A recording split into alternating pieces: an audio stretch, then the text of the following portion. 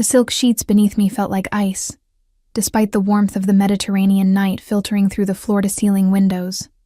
I lay perfectly still, counting the seconds between Dante's breaths, wondering if tonight would be different. It never was.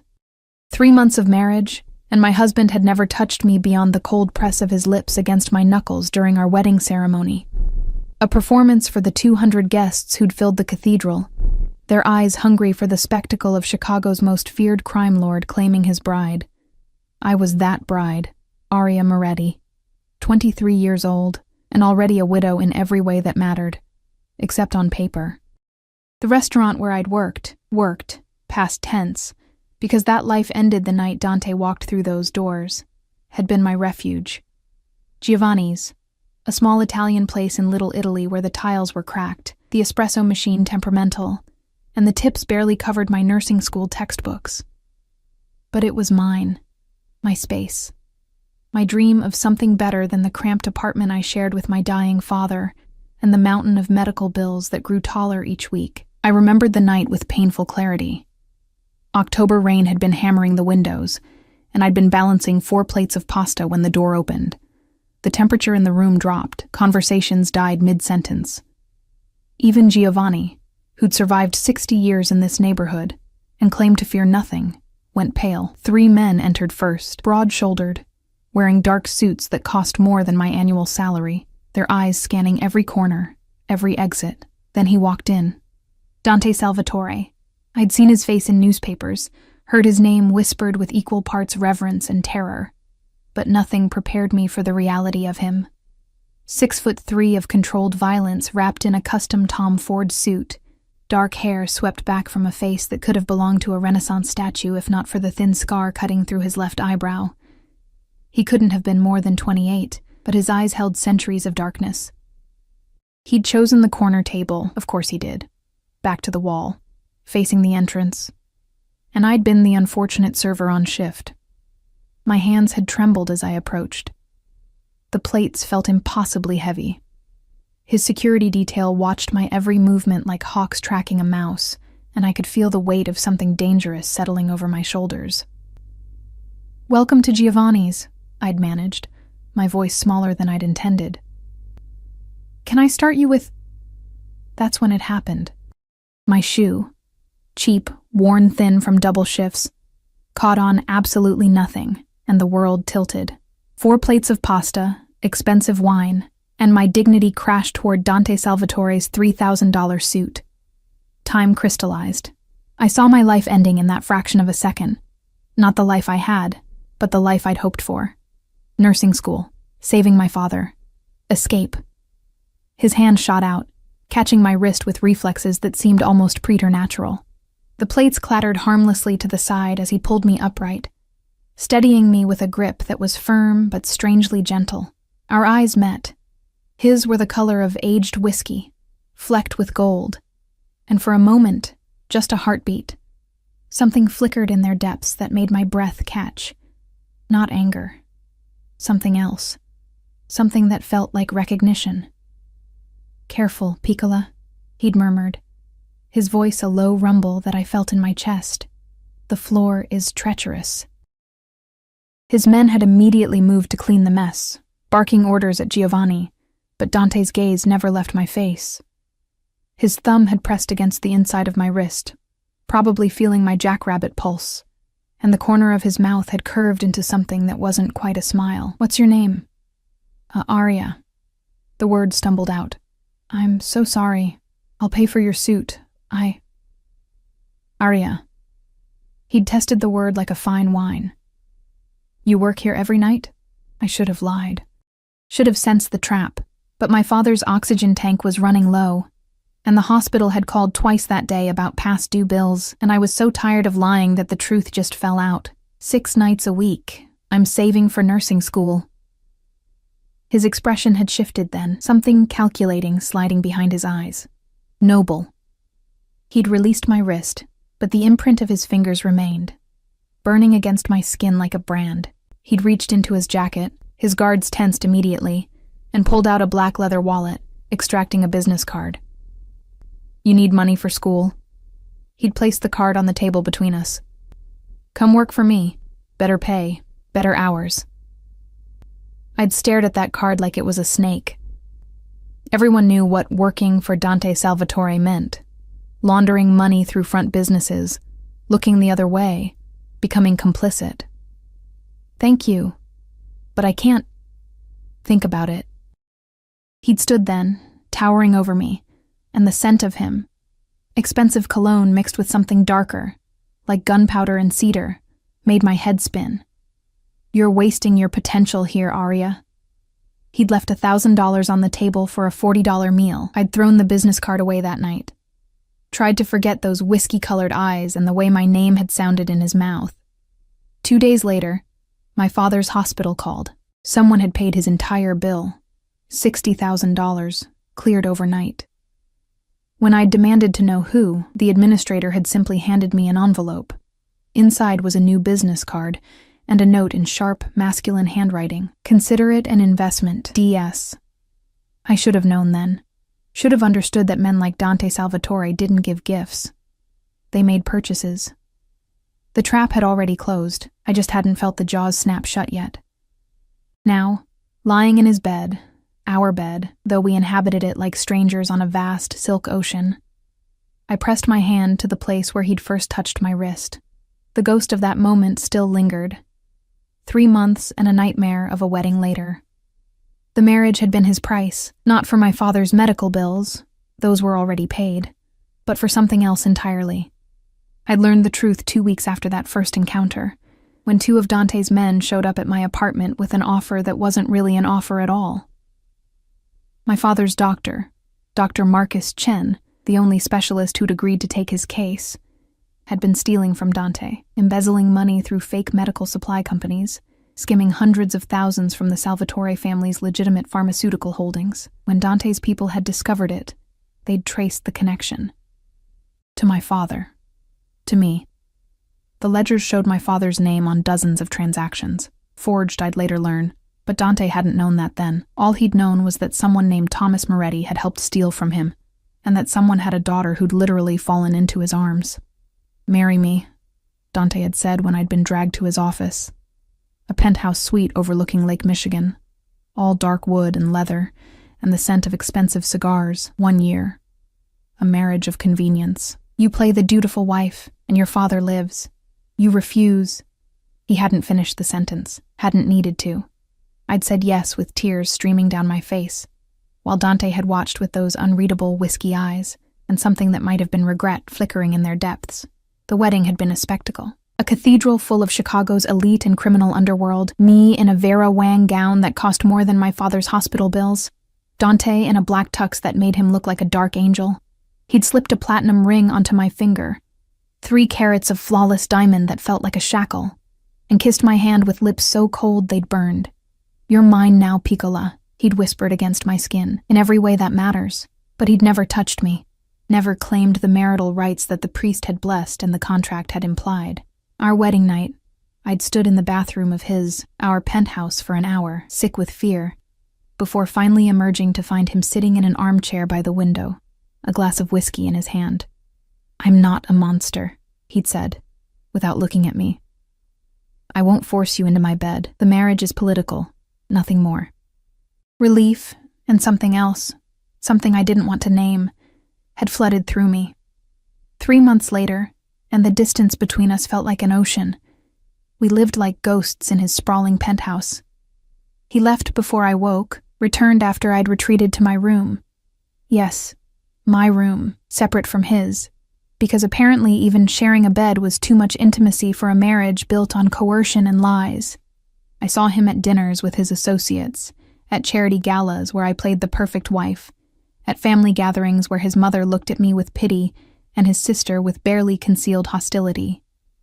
I wore the clothes his stylist selected, smiled when his hand rested on the small of my back for photos, and returned to my gilded cage every night wondering when the other shoe would drop. Because it would drop. Men like Dante Salvatore didn't keep pets without eventually demanding something in return. The clock on the nightstand read 2:47 a.m. Dante still hadn't come to bed. His bed, not mine, but I'd found him here an hour ago, passed out on top of the covers, still wearing his suit. And something in me had broken. some dam of loneliness and confusion that I'd been holding back, so I'd lain down beside him, not touching. Never touching, but close enough to feel his warmth and pretend, just for a moment, that this was real. His breathing changed. I froze. Arya. My name, rough with sleep, and then his hand found mine in the darkness, fingers intertwining. Why are you here? I don't know, I whispered, because lying seemed impossible in the dark. I was tired of being alone. His grip tightened. For a long moment he said nothing, and I could feel the war happening inside him. Control versus something else. Something dangerous and wanting. Then he released me and sat up, swinging his legs over the side of the bed. The loss of his warmth felt like winter arriving early. Go back to your room, Arya. Dante. Go. The command in his voice left no room for argument. I fled, fighting tears I didn't understand, and missed the way his hands clenched into fists, or the way he stared at the place where I'd been lying like a man dying of thirst, staring at water. The next morning, everything changed. I'd developed a routine in my cage.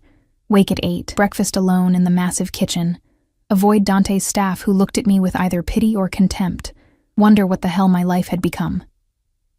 But that morning, Rosa, Dante's housekeeper, and the only person who'd shown me genuine kindness, greeted me with worry etched across her face. Mrs. Salvatore, your husband would like to see you in his office. Immediately, the word immediately, sent ice through my veins. In 3 months, Dante had never summoned me. We existed in parallel worlds, intersecting only when necessary. His office was on the top floor, a space I'd been explicitly told never to enter without permission. I knocked, my knuckles barely making a sound against the heavy oak door. Enter. The office was exactly what I'd expected.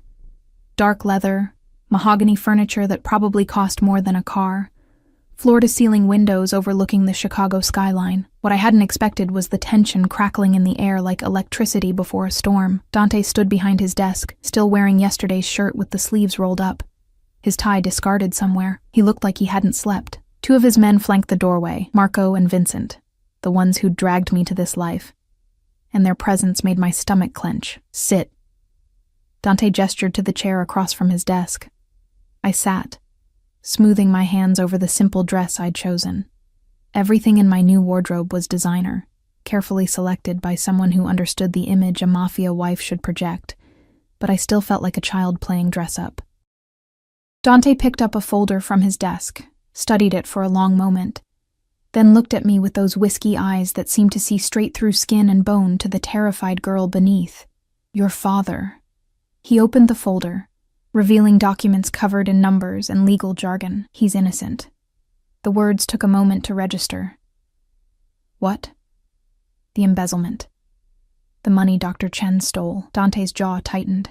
Your father's signature was forged. Chen used his identity, his medical license, to create shell companies. Thomas Moretti never touched $1 of my money. The room tilted. I gripped the armrest to keep from falling. 3 months. 3 months of this marriage, this prison, this nightmare, and my father had been innocent all along. You're telling me this now? My voice came out sharper than I'd intended, anger burning through shock. I gave up everything. I discovered it 2 weeks ago. Dante's tone remained level, but something dark flickered across his face. My investigators found Chen's real records. The forgeries were sophisticated, but not perfect. 2 weeks. He'd known for 2 weeks and said nothing. So what happens now? I stood, unable to sit still with rage coursing through my veins. Do I get my life back? Do you just let me go? The silence that followed was deafening. Dante moved around the desk with the predatory grace of a panther, each step measured and deliberate. He stopped close enough that I could smell his cologne, that cedar and gunpowder scent that had haunted my dreams, and when he spoke, his voice was dangerously soft. No. No? I laughed, but it came out broken. My father's innocent. The reason for this whole charade doesn't exist anymore. You can't just... The marriage is legal, Arya. Binding. His hand came up and I flinched before I could stop myself. He froze, something like pain crossing his features before his expression hardened again. I'm not going to hurt you. I've never... He exhaled roughly. Read this. He handed me a newspaper, folded to the society section. There, in glossy color, was a photo from last week's charity gala. Me in a silver gown, Dante's arm around my waist, both of us smiling for the camera. The headline read, "Chicago's Most Eligible Bachelor Tamed. Inside the Salvatore Marriage." "I don't understand. You've become valuable, Piccola." Dante's finger traced the edge of the newspaper, careful not to touch me. "My enemies see you as my weakness. My allies see you as proof of my stability. My mother." He laughed, sharp and humorless. "My mother actually likes you. Do you know how rare that is? So I'm what? A political asset now instead of collateral?" The bitterness in my voice surprised even me. "How is that better?" "It's not." He turned away, staring out at the city he controlled through fear and violence. "But it's reality. You're safer as my wife than you would be as my ex-wife. My enemies would use you to get to me. And He stopped, shoulders tensing. "I won't allow that." "You mean you won't allow your reputation to be damaged?" When he looked back at me, something burned in his eyes that made my breath catch. "I mean, I won't allow anyone to hurt you." The words hung between us, heavy with implications I didn't want to examine. Before I could respond, his phone buzzed. He glanced at it, and his entire demeanor shifted, the moment of vulnerability vanishing behind the cold mask of the Mafia boss. "Marco will take you shopping today. You need a new dress for Saturday's event." He was already moving toward the door, dismissing me. "Buy whatever you want. No limit." "I don't want your money." He paused, hand on the doorknob, and looked back at me with something almost like regret. "I know. But take it anyway. Consider it payment for services rendered." Then he was gone, leaving me standing in his office with a newspaper photo of a lie, and the devastating knowledge that my cage had just become permanent. The shopping trip was torture. Marco drove me in one of Dante's armored SUVs, because apparently my life now required bulletproof glass and a former Special Forces operative as a babysitter. The boutiques we visited were the kind where they served champagne, and everything cost more than my monthly rent used to be. I hated it. Hated the obsequious salespeople who called me Mrs. Salvatore with reverence. Hated the dresses that cost thousands of dollars. Hated the way Marco stood by the entrance, hand near his concealed weapon, scanning for threats to a woman who was already a prisoner. But most of all, I hated that part of me, a small, traitorous part, enjoyed the luxury. The silk against my skin, the perfect fit of expertly tailored clothes, the way the world bent around Dante's name, and, by extension, around me. I was trying on a red dress, crimson silk that hugged every curve, when I heard a familiar voice from the main floor of the boutique. "Aria? Oh my God, is that really you?" "Jessica. My best friend from nursing school, from my old life, from before everything had gone to hell. I hadn't seen her since the wedding, hadn't returned her calls, hadn't been able to face the questions I knew she'd ask. I emerged from the dressing room to find her staring at me like I'd risen from the dead. She looked exactly the same, messy blonde ponytail, scrubs under her jacket, the exhausted but determined expression of someone grinding through clinical rotations. She looked free. "Jess." Her name came out strangled. "What are you doing here?" "Shopping for my sister's birthday." "What are you—" She took in the expensive boutique, the pile of designer clothes, Marco lurking by the entrance. "Holy shit. You really married him." "I thought maybe the news was exaggerating, but you actually married Dante Salvatore." The judgment in her voice stung like a slap. "It's complicated." "Complicated?" She laughed, sharp and disbelieving. "Aria, he's a criminal. Everyone knows what he does. The drugs, the gambling, I know what he is." I cut her off, aware of Marco's attention shifting toward us. The last thing I needed was for Dante to hear I'd been discussing his business in public. I didn't have a choice. There's always a choice. But her expression softened when she saw whatever was written on my face. "Are you okay? Really?" Was I? I lived in a penthouse that felt like a museum, wore clothes that cost more than life-saving medication, slept alone in a room down the hall from a husband who'd married me under false pretenses and refused to touch me, but also refused to let me go. "I'm fine," I lied. Jess didn't believe me. I could see it in her eyes, but before she could push further, Marco stepped forward. Mrs. Salvatore, we need to go. Mr. Salvatore expects you home by 4. The reminder of my invisible leash made something snap inside me. Tell Mr. Salvatore I'll come home when I'm ready. Marco's expression didn't change, but I saw his hand move to his phone. Ma'am. Give me 5 minutes with my friend, please. He hesitated, then nodded curtly and stepped back, though I could see him texting, undoubtedly reporting my small rebellion to Dante. Jess grabbed my arm, pulling me toward a corner where Marco couldn't hear. Come with me, right now. We'll figure something out. You can stay with me. I can't. The words tasted like ash. It's not that simple. Why not? What's he got on you? Everything. Nothing. The truth was too complicated to explain. My father's medical bills, the forged documents, the binding marriage contract, and beneath it all, the confusing tangle of fear and something else I felt every time Dante looked at me. He'll find me, I said instead. Men like him always do. Then we go to the police. Half the police are on his payroll, Jess. I squeezed her hand, memorizing the warmth of real human connection.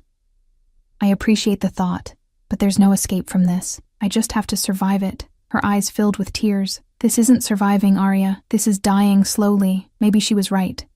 But before I could respond, Marco was there, his expression urgent. Mrs. Salvatore, we need to leave. Now. Something in his tone sent alarm bells ringing. What's wrong? Mr. Salvatore's orders. We're going home immediately. He practically dragged me toward the exit, and I barely had time to grab my purse and mouth "I'm sorry" to Jess before I was being hustled into the SUV. Marco drove like a man fleeing demons, weaving through traffic with barely controlled aggression. What's going on? I demanded. Marco, talk to me. His jaw was clenched so tight I thought it might crack. Mr. Salvatore received some information. He wants you home where you're safe. Safe from what? But Marco wouldn't say another word, and the 20-minute drive back to the penthouse felt like an eternity. When we arrived, the building was swarming with Dante's men. At least a dozen guards I'd never seen before, all wearing the subtle earpieces and hard expressions of professional security. They nodded at Marco as we passed, and I caught fragments of their radio chatter. Perimeter secure. No signs of breach. Bosses in the penthouse. My heart hammered against my ribs as Marco escorted me upstairs. The elevator ride was suffocating, and when the doors opened to the penthouse, I found Dante pacing like a caged predator in the living room.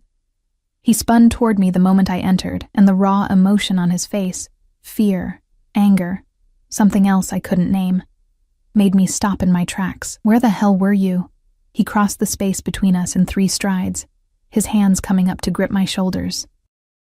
Not hard, never hard, but firm enough that I couldn't look away from the storm in his eyes. I told Marco to have you home by 4. It's 4:30.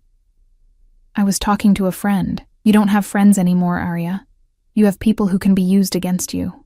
His hands moved to cup my face, tilting it up so I had no choice but to meet his gaze. Do you understand? Every person you talk to, every place you go without protection.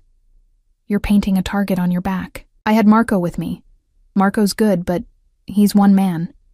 Dante's thumb traced my cheekbone, the gesture almost tender despite the fury in his voice.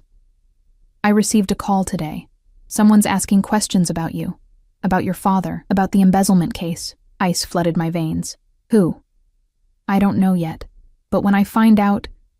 His expression turned lethal, and I saw the monster he kept leashed beneath the expensive suits and careful control. Anyone who tries to hurt you will learn exactly why people fear the Salvatore name.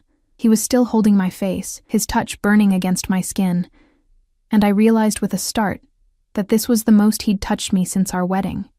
The realization must have shown on my face because his expression shifted, awareness flickering in his eyes. He released me abruptly, stepping back like I'd burned him. You're not to leave the penthouse without my explicit permission. Not for shopping, not for coffee, not for anything. Do you understand? You're locking me up? Anger flared, hot and righteous. I'm already a prisoner, Dante. Now you're taking away even the illusion of freedom? I'm keeping you alive. He turned away, raking a hand through his hair. There's a difference. Is there? Because from where I'm standing, they look the same. When he looked back at me, something had changed in his expression. The mask had slipped, and beneath it was a hunger that made my breath catch. You think I want this? You think I enjoy watching you look at me like I'm your jailer? Then let me go. I can't. The words were torn from him, raw and honest. I've tried, Piccola. God knows I've tried. But every time I think about you walking out that door, about you being out there where I can't protect you. He stopped, jaw clenching. I'd rather keep you here and have you hate me than lose you to my enemies. The confession hung between us, loaded with implications that terrified and thrilled me in equal measure. This wasn't about political marriages or family obligations anymore. This was something darker, more possessive. This was obsession. Before I could process it, before I could decide if I should run toward or away from the dangerous truth in his eyes, his phone rang. He answered it with a curt, "What?" Then listened, his expression hardening with each passing second. "Where?" A pause. "How many?" Another pause.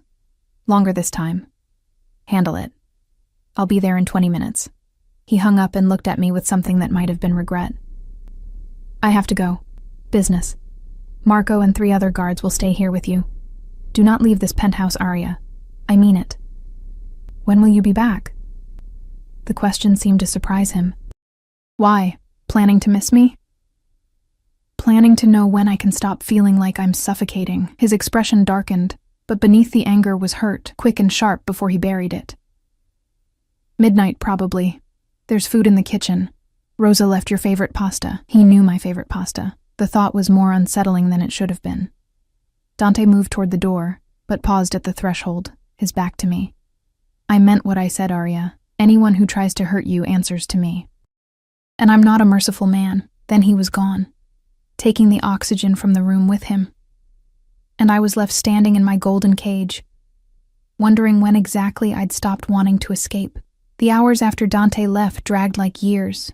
I tried to read, to watch television, to do anything that would quiet the restless energy thrumming through my veins. But nothing worked. The penthouse felt like a mausoleum. Beautiful, expensive, and suffocatingly empty. Around 8, Rosa brought dinner to my room. She set the tray down with practiced efficiency, but her eyes held concern. "You should eat, Mrs. Salvatore. You barely touched lunch." "I'm not hungry." The lie was automatic. My stomach had been in knots since Dante's confession. "I'd rather keep you here and have you hate me than lose you." And food seemed impossible. Rosa hesitated at the door. "He worries about you, you know, more than he should. He has a funny way of showing it. Mr. Dante. He's not good with emotions, never has been." She smoothed her apron, choosing her words carefully. "His father was a hard man, taught him that love is weakness, that caring makes you vulnerable. But I've worked for this family for 20 years, and I've never seen him look at anyone the way he looks at you." The words settled into my chest like stones. "How does he look at me?" Rosa smiled sadly. "Like you're the only thing in the world worth protecting, and the one thing he's terrified to lose." She left before I could respond, and I stared at the untouched pasta, homemade carbonara, my favorite, wondering how many other details Dante had quietly learned about me while maintaining his careful distance. Midnight came and went, then 1 a.m., 2. I told myself I wasn't waiting for him. Told myself I didn't care if he came home at all. But at 2:30, when I heard the elevator doors open, my heart leapt traitorously in my chest. I crept to my bedroom door, opening it just enough to see into the living room. Dante stood by the windows, his jacket discarded, his white shirt stained with something dark that made my stomach clench. Blood. Not his. He moved without injury, but someone's. Marco appeared from the elevator, his expression grim. "The situation is handled. Bianchi won't be asking questions about Mrs. Salvatore anymore." Bianchi. I recognized the name from whispered conversations I'd overheard at family dinners. One of Dante's rivals, always pushing boundaries, always testing limits. And his associates? Dante's voice was cold, empty of anything resembling mercy. Given the same message, very clearly. Dante nodded, dismissing Marco with a gesture, and then he was alone. I watched as the mask finally cracked. Watched him brace his hands against the window, head bowed, shoulders rigid with tension that looked like it might shatter him. "You can come out, Arya." His voice carried across the space, resigned. "I know you're there. I considered retreating, pretending I hadn't been watching, but something pulled me forward. I crossed the living room in my bare feet, silk pajamas whispering against my skin, until I stood a few feet behind him. Whose blood is that? No one who matters. He didn't turn around. You should be asleep. I couldn't sleep. Waiting for me? There was something brittle in his laugh.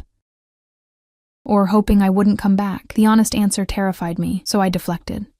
What did you do to Bianchi? Finally he turned. His eyes were dark, haunted, and the blood on his shirt stood out like an accusation. I reminded him that there are consequences for threatening what belongs to me. I'm not a possession. Aren't you? He moved closer, and I could smell the copper tang of blood mixing with his cologne. I own you, Piccola. On paper, in the eyes of the world, in every way that matters. The only thing I don't own is your heart, and sometimes I think that's worse than owning nothing at all. The confession hung between us, raw and bleeding. I should have been disgusted by the blood, by the violence, by the casual way he discussed ownership. But instead, I found myself reaching out, my fingers hovering near the stain on his shirt. You're hurt. It's not my blood. I know. But you're still hurt. My hand pressed flat against his chest, feeling his heart hammering beneath my palm. Here. He went absolutely still, every muscle locked, like one wrong move would shatter whatever fragile thing had formed between us. Aria, why won't you touch me? The question escaped before I could stop it. You married me, claimed me, kept me prisoner here, but you won't, you never. Because once I start, I won't stop. His hand covered mine, pressing it harder against his chest. Do you understand? The only thing keeping you safe from me is distance.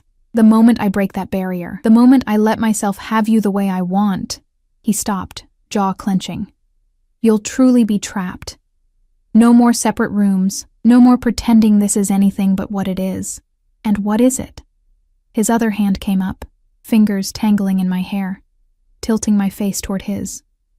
We were so close I could feel his breath against my lips, could see the gold flecks in his whiskey-colored eyes. Obsession, he whispered. From the moment you fell into my arms at that restaurant, I've been obsessed with you. Your smile, your kindness, the way you try so hard to be brave even when you're terrified. I told myself it was just attraction, that once we were married I'd get over it. But it's gotten worse, Piccola. Every day you're in my house wearing my ring, bearing my name. It makes me insane. Then why push me away? Because you deserve better than a monster who takes what he wants. His thumb traced my lower lip, and I shivered. You deserve someone who'll let you finish nursing school, who'll take you on normal dates, who'll give you the life you were supposed to have.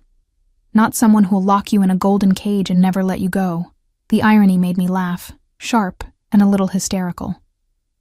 You already did that. The cage exists whether you touch me or not. Something snapped in his expression, control giving way to the hunger he'd been holding back for 3 months. Don't say things like that unless you mean them. What if I do? The words were insane, reckless. But standing here in the dark with his hand in my hair and his heart pounding beneath my palm, I couldn't remember why I should be afraid. What if I'm tired of the distance? What if I didn't get to finish? His mouth crashed against mine with 3 months of pent-up desire, and the world tilted. His kiss was nothing like the chaste press of lips at our wedding. This was claiming, consuming, absolutely possessive. His hand tightened in my hair while the other wrapped around my waist, pulling me flush against him until no space remained between us. I should have been frightened, should have remembered that this man had just come home covered in someone else's blood, that he'd openly admitted to obsession, that this was exactly the trap I'd been trying to avoid. But when his mouth moved to my neck, teeth grazing the sensitive skin there, all I could think was finally, Aria. My name was a prayer and a curse. Tell me to stop. Tell me you don't want this, and I'll walk away. I'll go back to my room, and we'll pretend this never happened. And if I don't tell you to stop? His arms tightened around me, and when he pulled back to look at me, the raw need in his eyes stole my breath. Then you're mine. Completely. No more separate rooms, no more distance. I'll give you everything, Piccola, protection, loyalty, every piece of myself that's worth having. But in return, you stay. You don't run. You don't leave. You accept that you belong to me. It was a devil's bargain. A beautiful prison with the door slammed shut. But looking at Dante, at the blood on his shirt from violence committed in my name, at the vulnerability breaking through his carefully constructed walls, at the promise of something real in a marriage built on lies, I realized I'd already made my choice. Maybe I'd made it that night in the restaurant when I'd fallen into his arms. Maybe I'd made it when I'd said I do, with tears streaming down my face. Or maybe I was making it right now, standing in the darkness with a monster who looked at me like I was salvation and damnation wrapped in silk pajamas. I'm tired of being alone, I whispered, echoing the words from last night that had sent him running. I'm tired of pretending this marriage is nothing. I'm tired of... He kissed me again, swallowing the rest of my confession, and this time I kissed him back, my hands fisted in his blood-stained shirt, pulling him closer, and the sound he made, desperate and victorious, sent heat pooling low in my stomach. Bedroom. He growled against my mouth. Now. Yours or mine? Ours. He swept me into his arms effortlessly, carrying me down the hallway. There's no yours or mine anymore, Piccola. Just us. He kicked open the door to the master bedroom, his bedroom, and the implications of that threshold crashed over me. But before doubt could take root, he laid me down on the silk sheets with surprising gentleness, his body covering mine. Last chance, he said, even as his hands traced patterns of fire along my ribs. Once we cross this line, there's no going back. I won't be able to let you go, Arya. Ever. I reached up, cupping his face, feeling the rough stubble against my palms. Then don't. The last threads of his control snapped. His mouth found mine again while his hands learned every curve, every dip, every place that made me gasp. The blood-stained shirt joined my pajamas on the floor, and the vulnerability of skin against skin felt like truth, messy and complicated and undeniably real. He worshipped me with a devotion that bordered on religious, murmuring Italian words I didn't understand against my heated skin. When he finally made me his, in every sense that mattered, the pain was brief, and the pleasure that followed overwhelming. Mine, he breathed against my neck, moving inside me with exquisite care. Say it. Tell me you're mine. Yours, I gasped, because it was true. Somewhere between falling into his arms and falling into his bed, I'd become his, completely, irrevocably. When we finally collapsed together, tangled in silk sheets in each other, he pulled me against his chest like he was afraid I'd disappear. His heartbeat thundered beneath my ear, gradually slowing to something approaching normal. I never thanked you, I whispered into the darkness. For what? My father's hospital bills. You saved his life. His arms tightened around me. I thought I was buying your cooperation. Turns out I was buying my own destruction. What do you mean? He pressed a kiss to the top of my head, tender in a way that contradicted everything I knew about him.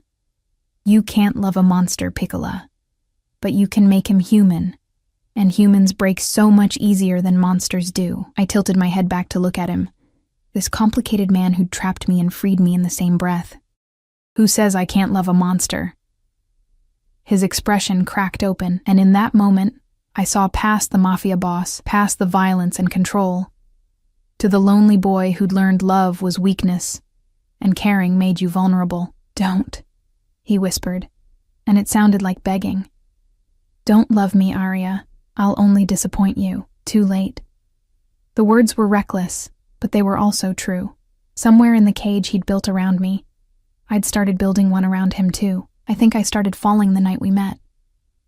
He kissed me then, slow and deep, and I tasted salt, tears, though I couldn't tell whose. When he finally pulled back, his thumb traced my swollen lips. Then God help us both, he murmured, because I fell that same night, and I've been drowning ever since. We made love again, slower this time, learning each other's rhythms and sounds. And when dawn painted the windows gold, I lay in his arms and wondered if love and possession could somehow be the same thing. If they could, I was willing to find out. The next 3 weeks passed in a haze of discovery and domesticity that felt surreal. Dante still left for business, still came home wearing violence like cologne. but now I had a place in his bed and his life that felt undeniably real. He was possessive to the point of obsession, tracking my movements through the penthouse, questioning Marco about every minute I spent without him, pulling me onto his lap during family dinners to establish ownership. His mother raised eyebrows but said nothing. His sister Maria looked at me with something approaching respect, but there were cracks in our fragile happiness. Whispers at family gatherings about rivals growing bold. Phone calls that made Dante's expression turn lethal. The ever-present guards that multiplied like shadows. Something was coming. I could feel it in the tension that wound tighter each day, in the way Dante held me at night like I might vanish. The explosion came on a Tuesday. I was in the penthouse library, a room I'd claimed as my own, filled with medical textbooks because Dante had quietly arranged for me to continue my studies remotely. When raised voices drifted from the living room, "Can't keep her locked up forever, Dante." "People are talking," Maria's voice, sharp with frustration. "Let them talk." Dante sounded dangerous. "Aria stays here where she's safe." "She's not a doll, Fratello. She's a person. This obsession you have is none of your concern. It is when it makes you weak." A man's voice, unfamiliar. "The families are questioning your leadership. They see you choosing a woman over business, and it makes them wonder if you're still fit to lead." The sound of glass shattering. "Get out. Both of you." "Dante," Maria tried. "Out." I heard them leave, and then silence. Dangerous, suffocating silence. I should have stayed in the library, should have pretended I hadn't heard, but something pulled me toward the living room. Dante stood among the shattered remains of a whiskey glass, his hands clenched into fists, violence radiating from every line of his body. "How much did you hear?" He didn't look at me. "Enough." I moved closer, careful of the broken glass. "Am I making you weak? You're making me human." He finally looked at me, and the raw emotion in his eyes made my chest ache. "And in my world, that's the same thing. Then maybe your world needs to change." He laughed, bitter and broken. "Change? Piccola, I'm drowning in a legacy of violence and control. My father built this empire on fear, and I've spent my whole life maintaining it. The moment I show weakness, the moment the other families think I care about something more than power, they'll use me against you." "Exactly." He crossed to me, pulling me against his chest like an anchor. "That's why you stay here, why you don't leave without a full security detail. Why I can't—" His voice broke. "I can't lose you, Aria. I won't survive it." I pressed my face against his shirt, breathing him in. Then we faced them together. You and me. "Let them see that I'm not your weakness. I'm your strength. You don't understand how this works. So teach me." I pulled back to look at him. "I'm already trapped in your world, Dante. At least let me be your partner instead of your prisoner." For a long moment, he just stared at me, warring with himself. Then his phone rang, Marco's name flashing across the screen. Dante answered, his expression hardening with each word. "When? How many? I'll be there in 10 minutes. He hung up and looked at me with something like grief. "I have to go. There's been an incident at one of the warehouses. Marco will stay with you." "No." His eyes narrowed. "Aria." I said no. "You don't get to shut me out anymore." I grabbed his jacket from where it hung over a chair. "If I'm going to be part of this world, then I'm going to understand it. Take me with you." "Absolutely not. It's too dangerous. And keeping me locked here isn't."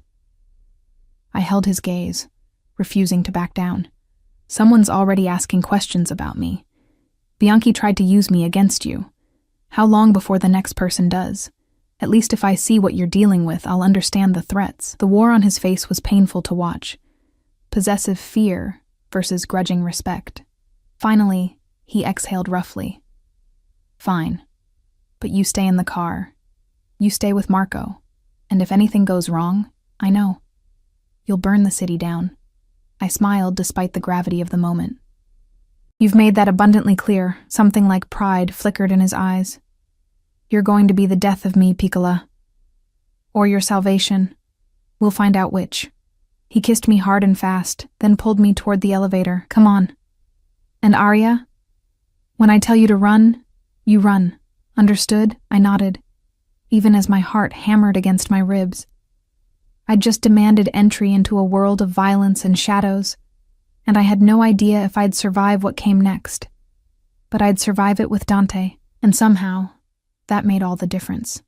The warehouse sat on the edge of the industrial district, a hulking structure of corrugated metal and shadows. Even from inside the SUV, I could feel the tension crackling through the air like electricity before a storm. Dante had been silent during the 20-minute drive, his jaw clenched, one hand absently rubbing circles on my knee. A gesture I'd learned meant he was working through scenarios, calculating risks. Marco drove with the same focused intensity, occasionally speaking into his radio in clipped Italian. "What exactly are we dealing with?" I asked, as we pulled up to a cluster of similar vehicles, all black, all expensive, all screaming criminal enterprise. "Someone hit the warehouse, stole a shipment." Dante's voice was cold, empty. "This location handles pharmaceuticals, the legitimate kind that fund the less legitimate parts of my business. Whoever did this knew exactly what they were taking and when to take it." "An inside job?" His eyes cut to me, surprised. "You're learning." I pay attention. I watched as armed men, at least a dozen, moved around the perimeter. What happens to whoever's responsible? Nothing good. He opened his door, then paused. "Stay here. Marco, do not let her out of this vehicle unless the building is on fire. Understood?" "Yes, boss." Dante pressed a kiss to my forehead, lingering longer than necessary. "I mean it, Arya." "Stay put." Then he was gone, striding toward the warehouse entrance with the lethal grace of a predator. His men fell into formation around him automatically, and I watched through the tinted windows as he disappeared inside. Marco remained in the driver's seat, alert, but relaxed. "He's different with you," he said after a moment. "Different how?" "Softer. Before you, he was just—" Marco searched for the word. "Cold. Efficient. He did what needed doing without hesitation. But now there's doubt. Second-guessing. It makes him human. And that's bad? In his world? Yes." Marco's eyes scanned the perimeter constantly. "But maybe human is what he needs to be. What we all need to be." Before I could respond, shouting erupted from inside the warehouse. Then gunshots. Sharp cracks that made my heart slam against my ribs. Marco's hand went to his weapon. "Stay down." More gunshots. Shouting in Italian. The sound of something heavy crashing. Every instinct screamed at me to run inside, to make sure Dante was okay, but Marco's presence kept me pinned in place. Then the warehouse doors burst open, and Dante emerged dragging someone by the collar, a younger man, bloodied and terrified. He threw him to the ground in front of the assembled guards. "Talk," Dante commanded, his voice carrying across the lot. "Who hired you?" The man spat blood. "Go to hell." Dante's fist connected with his jaw so fast I barely saw it move. The crack echoed like another gunshot. Wrong answer. Try again. I should have looked away, should have been horrified by the casual violence, but I couldn't stop watching Dante. The cold precision in his movements, the way his men looked at him with equal parts fear and respect, the absolute authority in every word. This was who he really was. Not the man who held me tenderly in the dark, but the monster he'd warned me about. And God help me, I still wanted him. "The Rossi family," the man finally gasped. "They paid me 50 grand to steal the shipment and leave evidence pointing to the Castellanos." Dante went very still. "The Rossis want to start a war between me and Castellano? They think if you're busy fighting each other, they can expand their territory." Dante looked at Marco. "Contact Castellano. Tell him we need to meet. Tonight." Then to the bloodied man. "You're going to tell him exactly what you told me. And pray he's merciful, because I'm not feeling generous." He turned toward the SUV, and even through the tinted windows, I could see the violence still simmering in his eyes. Marco tensed beside me. "He's going to be volatile," Marco warned quietly. "Just be patient with him." Dante yanked open the door and climbed in, bringing the scent of blood and gunpowder with him. His knuckles were split, blood seeping through the skin, but he didn't seem to notice. "Drive," he ordered Marco, then looked at me. "You shouldn't have seen that. You brought me." "I shouldn't have." He stared at his bloody hands like they belonged to someone else. "This is what I am, Arya. What I'll always be. Violence and blood and decisions that would horrify normal people." I reached for his hands, ignoring the blood, and pulled them into my lap. "Let me see." "They're fine." "They're not fine. And I'm not helpless." I examined the split knuckles, the bruising already forming. "You need ice and antiseptic." "It's nothing. It's something to me." I looked up at him, and whatever he saw in my expression made his features soften fractionally. "You can be a monster to everyone else, Dante, but let me take care of you anyway." Something shifted in his eyes, vulnerability breaking through the violence. "Why? After what you just saw, I saw you protecting what's yours. I saw you being smart enough to prevent a war. I squeezed his damaged hands gently. "I saw the man I married doing what he has to do to survive in an impossible world." He pulled me across the seat, settling me in his lap despite Marco's presence in the front. His face buried in my hair, and I felt him shaking. Adrenaline or emotion, I couldn't tell. "You're going to ruin me," he whispered against my ear, "completely destroy every defense I've ever built." "Good." "You've already ruined me." His arms tightened. "Not ruined, claimed." "There's a difference." "Is there?" "Yes. Ruination is careless. What I feel for you..." He pulled back to look at me, and the intensity in his gaze stole my breath. "It's meticulous, deliberate. I'm building a fortress around you with my own hands, and I'll burn anyone who tries to breach it. Even yourself?" "Especially myself." He kissed me, tasting like violence and devotion. "If I ever become the thing that hurts you, Piccola, I'll destroy myself before I let it continue." Marco cleared his throat from the front seat. "Boss, we're approaching the penthouse. Castellano agreed to meet in 2 hours." Dante cursed softly. "I need to shower, change, prepare." He looked at me. "And you need to stay hidden. If Castellano knows how much you mean to me..." "I understand." I touched his face, feeling the tension in his jaw. "Do what you need to do. I'll be waiting."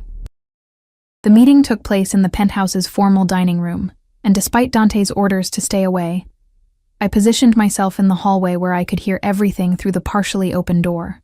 Castellano was older than Dante, maybe 50, with silver threading through his dark hair and the weathered face of someone who'd survived decades in a brutal world. He arrived with his own guards, and the tension when he shook Dante's hand could have cut glass. "You dragged me across the city for an emergency meeting," Castellano said, accepting the offered whiskey. "This should be interesting. The Rossi are trying to start a war between us." Dante gestured to the bloodied man from earlier, now zip-tied to a chair. "Tell him." The man repeated his confession, and I watched Castellano's expression darken with each word. When the story finished, silence hung heavy in the room. "If you're lying..." Castellano started. "I have the receipts," Dante interrupted, sliding a folder across the table. "Bank transfers from Rossi accounts to his. Dates, times, amounts. Everything you need to verify." Castellano studied the documents, his expression unreadable. Finally, he looked up. "Why tell me? You could have let me believe you betrayed our treaty, used it as excuse to expand into my territory." "Because I'm not my father," Dante's voice was steady, certain. "He would have let you walk into the trap, then profited from the chaos. But I've learned something recently. Some things are worth more than territory." His eyes flickered toward the hallway, toward where I stood hidden, and I realized he knew I was there, had probably known the entire time. "The Rossis miscalculated," Dante continued. "They thought making me human would make me weak. They were wrong. It makes me smart enough to choose allies over enemies." Castellano was quiet for a long moment, then extended his hand. "Then we have an understanding. The Rossis will answer for this together." They shook, sealing whatever dark pact they'd just formed, and I slipped away before they could finish their discussion. But Dante found me in our bedroom 20 minutes later, pulling me against him with desperate relief. You heard? Every word. I pressed against his chest. You chose peace over power. I chose you over everything. He tilted my face up. The Rossies targeted my warehouse because they've been watching me, studying my weaknesses. They saw how I changed after we married, and they thought that made me vulnerable. They don't understand that you're not my weakness. You're the reason I'll fight harder than ever. What happens now? Now, Castellano and I deal with the Rossies, swiftly and permanently. His expression hardened. And then everyone in this city will understand that threatening you means declaring war on both our families. He kissed me with bruising intensity, and I tasted his fear beneath the passion. Fear of losing me, of failing to protect me, of the world discovering exactly how much power I held over him. I love you, I whispered against his mouth and felt him freeze. Don't say that unless I love you, I repeated, stronger this time. I love the monster and the man. I love your violence and your tenderness. I love that you're terrifying and terrified in equal measure. I love... He kissed me silent, and I felt wetness on my cheeks. His tears or mine, impossible to tell. When he finally pulled back, his eyes were bright with emotion. I've loved you since you fell into my arms, he confessed. Every day since has been torture and blessing combined. You're my salvation and my damnation, Arya. My heaven and my hell. Then let's burn together. He carried me to bed, and we made love with desperate urgency, both of us aware that tomorrow would bring violence we couldn't avoid. But tonight we had each other, and that would have to be enough. The war with the Rossies lasted 3 weeks, though I only witnessed fragments of it. Dante leaving before dawn with blood in his eyes, returning after midnight with actual blood on his clothes. The penthouse became a fortress, guards stationed at every entrance, my movements restricted to the point of suffocation. But this time, the cage felt different, because Dante always came home, always found me in the dark, and held me like I was the only thing keeping him tethered to humanity. It's almost over, he whispered one night, his body wrapped around mine. Castellano and I cornered Antonio Rossi tonight. He'll surrender by morning, or he'll be dead by noon. And then you're safe. His lips pressed against my shoulder. That's all that matters. The call came at dawn. Antonio Rossi had chosen surrender, barely. The meeting to formalize terms would take place at neutral ground, witnessed by the heads of the other families. A treaty signed in blood and fear. Dante wanted me to stay home. I refused. This started because of me, I argued, watching him adjust his tie in the mirror, because they thought I made you weak. Let me show them they were wrong, Arya. Please. I moved behind him, wrapping my arms around his waist. Let me stand beside you, as your wife, as your partner. Show them that we're stronger together. The war on his face was brief but intense.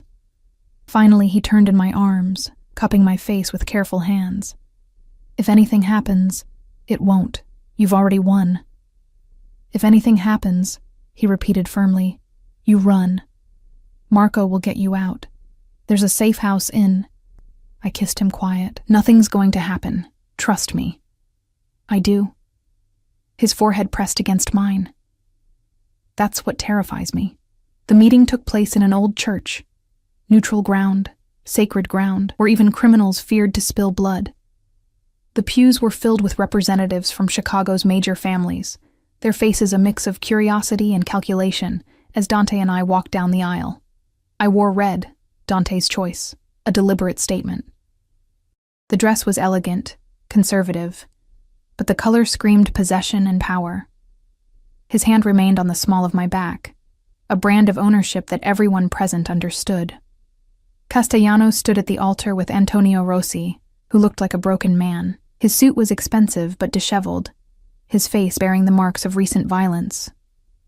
When he saw me, something flickered in his eyes. Recognition, maybe regret. Mr. Salvatore, the mediator, an elderly man named Don Carmine, who'd outlived 3 generations of mob bosses, gestured to the documents laid out on the altar. The terms have been agreed upon. Mr. Rossi cedes his territory in the Eastern District and pays reparations for the stolen shipment, and the attempted manipulation. In exchange, his life and the lives of his immediate family are spared. Dante's hand tightened on my back. And the clause about my wife, any action taken against Mrs. Salvatore by any member of the Rossi family, now or in perpetuity, will be considered an act of war against both the Salvatore and Castellano families, with immediate and lethal consequences. I felt the weight of every eye in that church settle on me. Some looked curious, others resentful, but most showed something close to respect. I'd become more than just a mafia wife. I was the catalyst for an alliance, the reason two powerful families had united. Antonio Rossi stepped forward, and Dante's body went rigid with controlled violence. But Rossi simply looked at me, his expression weary. I underestimated you, Mrs. Salvatore. I thought you were a weakness to exploit. I was wrong. He turned to Dante. Your father would have started a war over pride. You chose strategy. Perhaps your wife has taught you wisdom. My wife has taught me many things, Dante replied, his voice cold. Primary among them is that some things are worth any price to protect. Remember that, Antonio, because if you or anyone in this room ever threatens her again, there won't be terms or treaties, just endings. The silence that followed was absolute. Then Don Carmine cleared his throat. Shall we sign? The documents were signed with witnesses. Ancient ritual given modern teeth. When it was finished, Castellano shook Dante's hand with genuine warmth. Your father would be proud, or furious. Probably both. He smiled at me. Mrs. Salvatore, you've done something remarkable. You've made peace more profitable than war. That's a rare gift. As we walked back down the aisle, Dante leaned close. You were magnificent. I didn't do anything. You stood beside me. That was everything. The reception afterward was held at one of Dante's legitimate businesses, an upscale restaurant where the wine flowed freely and the conversations carefully avoided specific mentions of crime. I found myself surrounded by the wives and daughters of various family heads, their questions probing but not unkind. How did you tame him? Maria Castellano asked, genuine curiosity in her eyes. Dante Salvatore, the Ice King himself. I didn't tame him. I watched Dante across the room, deep in conversation with her father.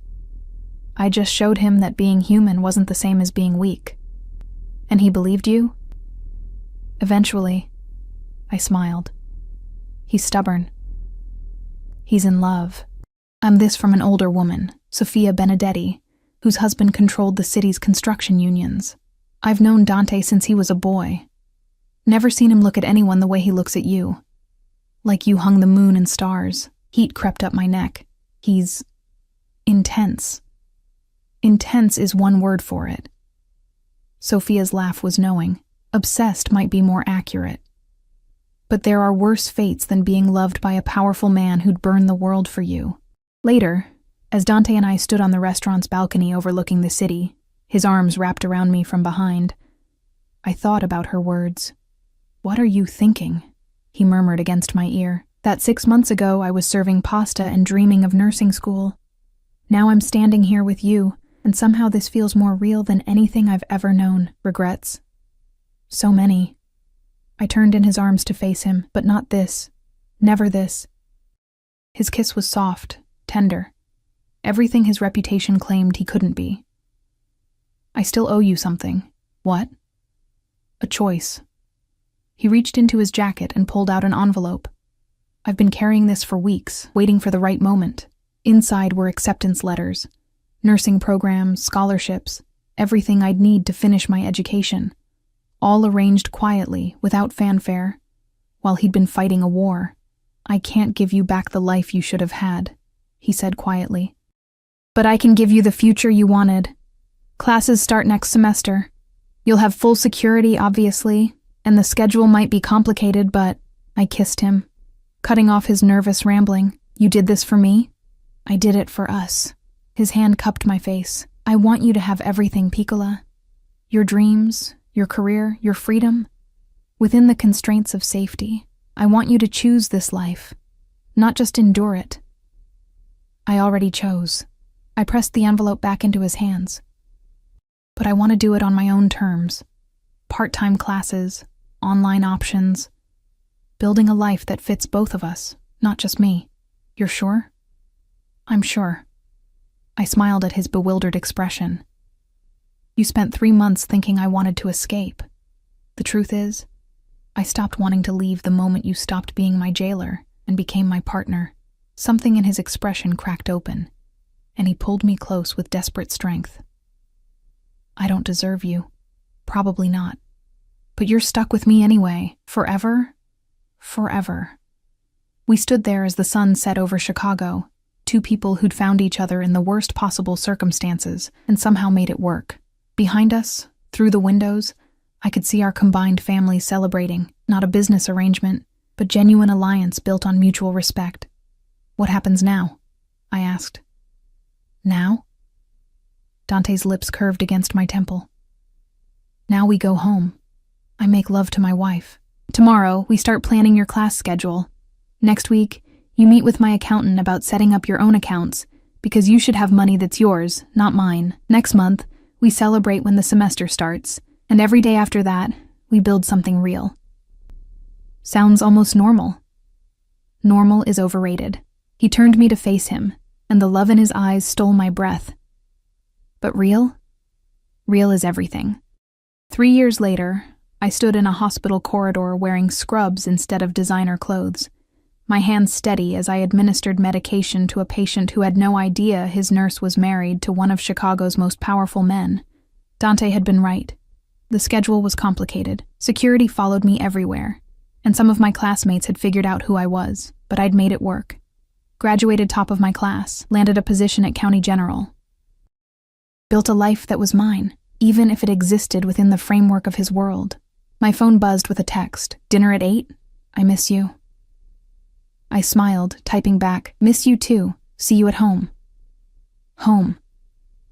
The penthouse had transformed from a prison to a sanctuary, filled now with my textbooks and his business files, my nursing journals and his collection of rare whiskey. We'd learned to navigate each other's worlds, to balance his darkness with my light. Mrs. Salvatore?